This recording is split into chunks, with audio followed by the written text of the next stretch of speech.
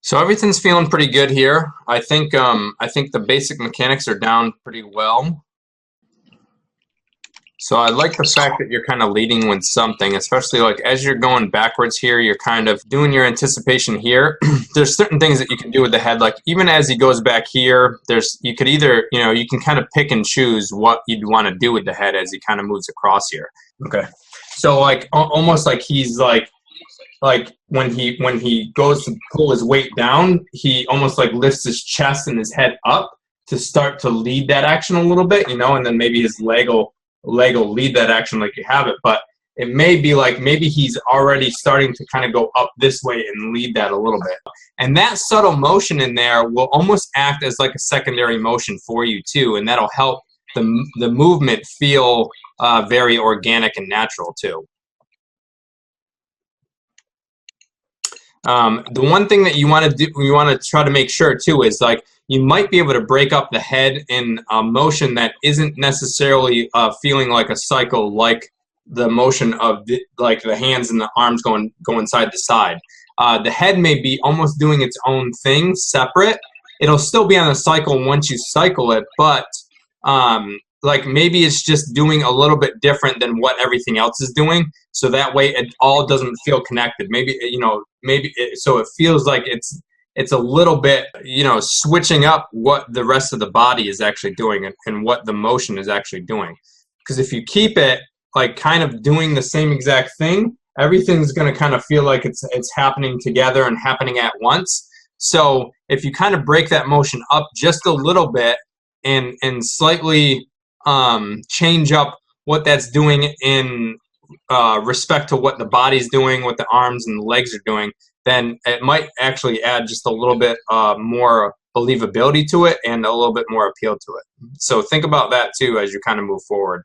It doesn't necessarily have to, you don't have to go down, up, and then down, up, and then down, up, something like that. You know what I'm saying? You could just go your anticipation down. He kind of holds it as he kind of goes through. You know what I'm saying? Like holds it up, or that's what I always talk to my students about in walk cycles too, is like, how do you just add a little bit of a difference to a walk cycle and or a little bit of character? And some of that's just like, hey, a look over here, or a blink and a smile, or something like that. So the head is a good way to do that, because the body itself has to really communicate what the action is to the player.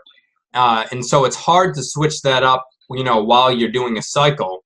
But you can do that in the body. That, it could, or the head. That could be, as simple as a blink. It could be some eye movement. It could be like he looks towards the camera. You know what I'm saying? During one of the two cycles. So if you put it on like a 2-cycle thing, like 1, 2, 3. So you have 3. So say you even broke up the middle one here, and he does something with his head to either look at the camera, maybe he looks up, maybe he grimaces like he's struggling a little bit, So if you just break that up just a little bit, maybe in just, in the middle one, and then the other 2 are not like that, that's going to give a little bit more life to it as well, and a little bit more appeal.